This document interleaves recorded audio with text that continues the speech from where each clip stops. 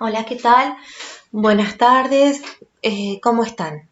Con este video vamos a acercarnos al pensamiento de Antonio Gramsci y sus aportes para pensar lo educativo. En esta primera parte vamos a trabajar aspectos de su biografía y matriz de pensamiento.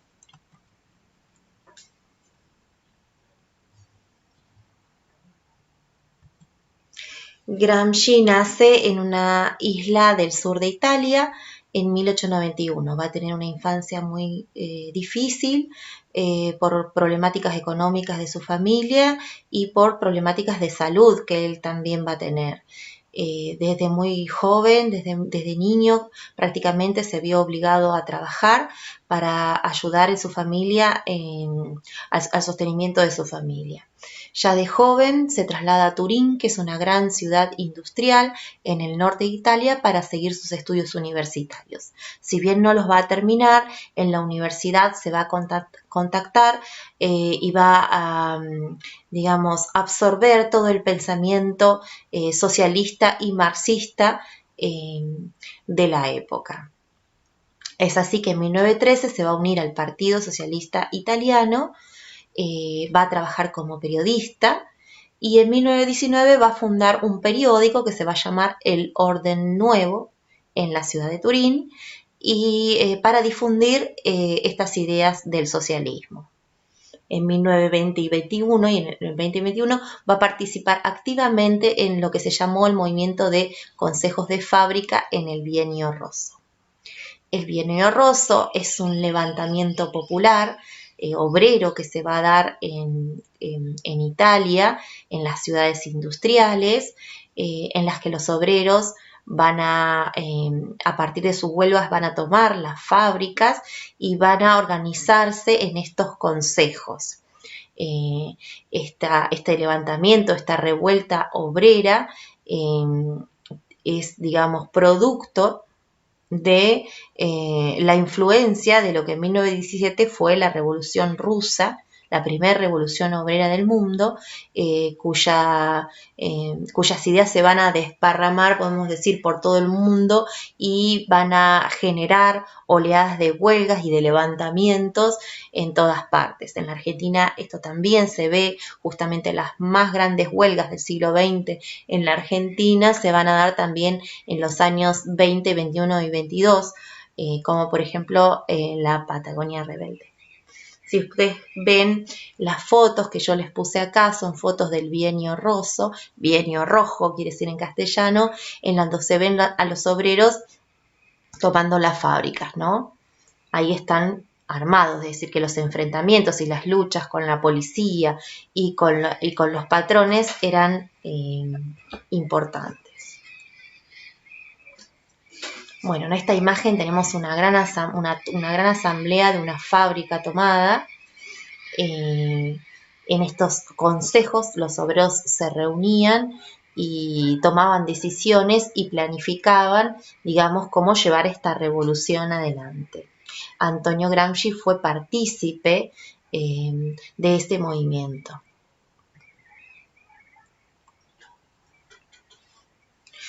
En 1921, cuando este movimiento empieza a diluirse, este movimiento revolucionario empieza a diluirse, Antonio Gramsci rompe con el Partido Socialista por diferencias y funda el Partido Comunista Italiano y va a ser su líder y secretario general hasta 1924. A partir de 1922 Mussolini toma el poder en Italia y comienza la persecución al movimiento obrero y sus líderes, especialmente a los comunistas. El movimiento que lidera Mussolini es un movimiento que se llamó fascismo, que plantea una militarización de la sociedad y la persecución y la eliminación de aquellos grupos sociales que plantean la revolución o que plantean un cambio social radical. Mussolini, acá lo vemos en la caricatura que ustedes tienen ahí, va a ser el aliado de Hitler en la Segunda Guerra Mundial. Su ideología es una ideología autoritaria que plantea uniformidad del pensamiento y la persecución a aquellas ideas diferentes a los de la autoridad. Por supuesto, digamos, como un régimen dictatorial lo que se implanta. Nosotros acá lo vimos, si bien tiene muchas diferencias, lo vimos con la dictadura. Los organismos, digamos, de la democracia burguesa empiezan a no funcionar dentro del régimen fascista.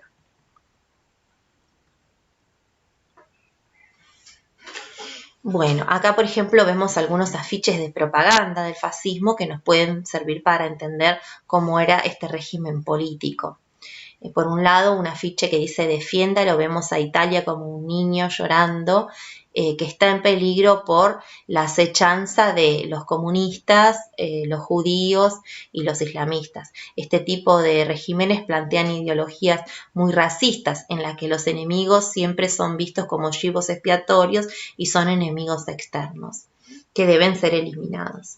Y acá, digamos, también vemos el otro afiche que dice bandidos y rebeldes, aquí está su final, ¿no? La mano de hierro del fascismo, eliminando a aquellos subversivos que venían a cambiar la sociedad. Por supuesto que el principal interés del fascismo va a ser detener la revolución de los trabajadores.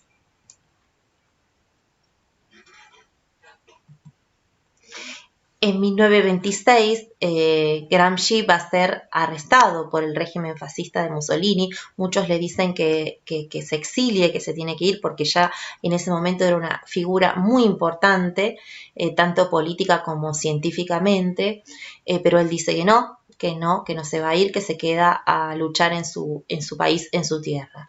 Y va a ser condenado a 20 años, 4 meses y 5 días de reclusión. El fiscal, ¿sí?, que promueve su encarcelamiento, va a decir, tenemos que dejar que este cerebro piense al menos por 20 años. Es decir, Mussolini y sus adeptos sabían que un pensador como Gramsci era peligroso para el sistema autoritario que querían imponer.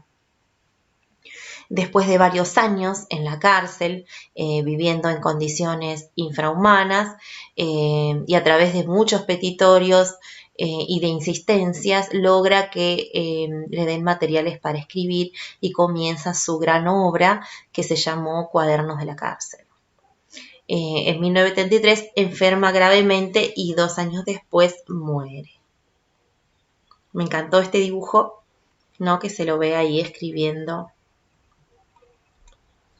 ¿Qué es lo que nos queda con la historia de su vida, ¿no? ¿Qué es lo que su biografía nos muestra? Bueno, por un lado, que fue un gran filósofo, un gran pensador, un gran investigador, que se preocupó por entender la dinámica de la realidad de su tiempo, por entender el funcionamiento del capitalismo, del poder. Pero por otro lado, que también fue un político de acción, comprometido con las luchas de las clases trabajadoras. Él combinaba estas dos cuestiones, pensamiento y acción. La preocupación central de él, es decir, toda su investigación va a estar puesta al servicio de una preocupación, cómo hacer la revolución de los trabajadores, ¿no? Cómo terminar con un sistema que desde su punto de vista era injusto, y construir un sistema diferente. Bueno, metámonos un poco entonces cuál era el pensamiento de Gramsci, cuál era la matriz o el origen de su pensamiento. Ubicamos a Gramsci dentro de lo que estuvimos trabajando en la clase de perspectivas sobre la educación como parte de los teóricos del conflicto, ya que él profundiza, digamos, en el siglo XX, las ideas que Marx había desarrollado ya en el siglo XIX. Gramsci es un pensador marxista, es decir, adhiere al pensamiento de Marx, pero también lo profundiza y lo complejiza. ¿Qué había planteado Marx, ¿sí?, 70 años o 50 años antes? Él había desarrollado un método para entender la sociedad y había dicho que los cambios en la historia se van a dar por las luchas, ¿sí?, que se dan entre las clases sociales, las luchas que se dan entre las clases dominantes y las clases dominadas, entre los sectores opresores y los sectores oprimidos. En nuestra sociedad, en la sociedad moderna capitalista, la lucha o el enfrentamiento es entre los capitalistas, que son los dueños de los medios de producción, las fábricas, las tierras, y los trabajadores, que solamente tienen su fuerza de trabajo para vender. Para los marxistas y para Marx, van a ser los trabajadores como sector oprimido los que van a llevar adelante una revolución para construir una nueva sociedad sin clases. Esta es la idea básica del marxismo, por supuesto es mucho más compleja, pero esta idea de la lucha de clases es lo que están analizando los teóricos marxistas.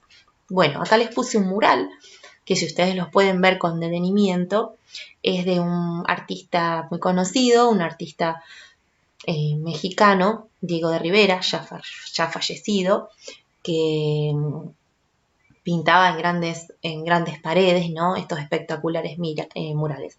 Justamente este mural refleja muy claramente el concepto de lucha de clases. Está en México, en el Palacio Nacional.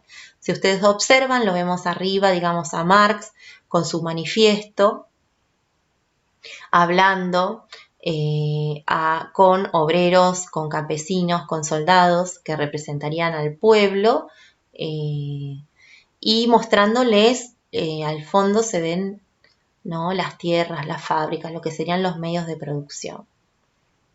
Eso sería lo que para la idea de la revolución los obreros tenían que ir a apropiarse, ¿no?